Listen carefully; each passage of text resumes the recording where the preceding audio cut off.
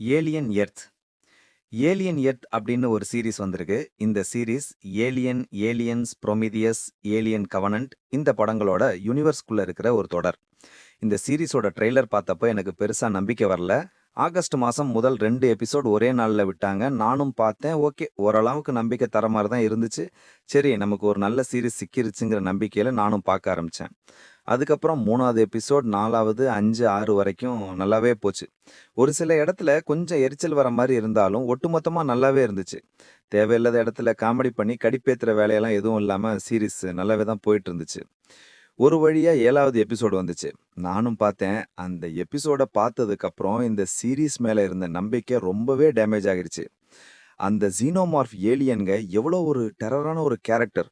அத போய் நாய்க்குட்டி மாரி ட்ரீட் பண்ணி வச்சிருக்காங்க. அதுல வர ஹீரோயின் கேரக்டர் ஜீனோமார்ஃப் ஏலியன நாய்க்குட்டி மாரி கூப்பிடுறா. அதுவும் வால ஆட்டிக்கிட்டு வருது.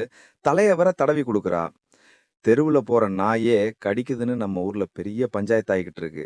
இதுல இவன் என்னடான்னா ஒரு பயங்கரமான ஏலியன கூப்பிட்டு வந்து அத நாய்க்குட்டி மாதிரி ட்ரீட் பண்ணிக்கிட்டு இருக்காங்க.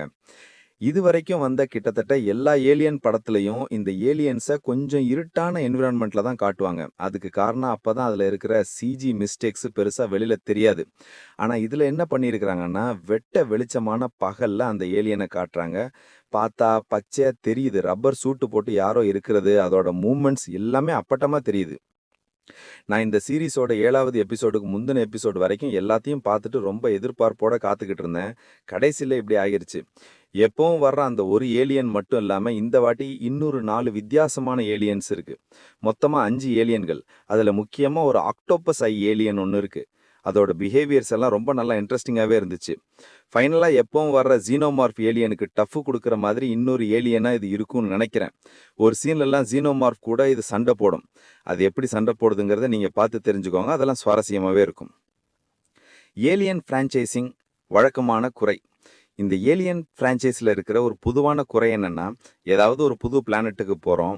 இல்லன்னா ஏதாவது ஒரு தெரியாத ஒரு உயிரினத்த ஆராய்ச்சி பண்றோம் அப்படின்னு, ஒழுங்கா பாதுகாப்பு ஏற்பாடுகள் எதுவுமே இல்லாம, லேப்ல தேவையான பிரிகாஷன்ஸ் எதுவுமே எடுக்காம கோமாளித்தனம் பண்ணி, அந்த ஏலியன் வெளியில வந்து எல்லாரையும் போட்டு தள்ளிரும்.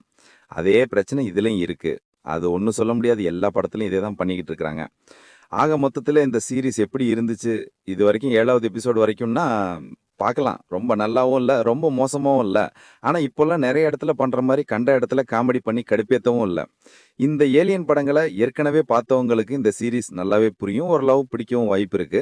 மத்த ஏலியன் மூவிஸ் பார்க்காதவங்களுக்குமே கூட இது புரியும். ஓரளவு நல்லாவும் இருக்கும். சில பைத்தியக்காரத்தனமான ரைட்டிங் அண்ட் கிரியேட்டிவ் மிஸ்டேக்ஸ தவிர்த்து இருந்தாங்கன்னா, இது இன்னும் ரொம்ப நல்லா வந்திருக்கும். அதனால பார்க்கணும்னு நினைக்கிறவங்க பாருங்க. ஓரளவு உங்களுக்கு டைம் பாஸ் ஆகும். இந்த ரிவ்யூ உங்களுக்கு பிடிச்சிருக்கா? இந்த ரிவ்யூல இன்னும் ஏதாவது மாத்தலாமா?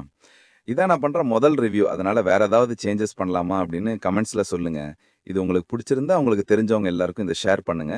இதுக்கப்புறம் நான் பார்க்குற மூவிஸ், சீரிஸ் தமிழ்ல, இங்கிலீஷ்ல எல்லாத்தையும் ரிவ்யூ பண்ணலான்னு இருக்கேன். நன்றி, வணக்கம்.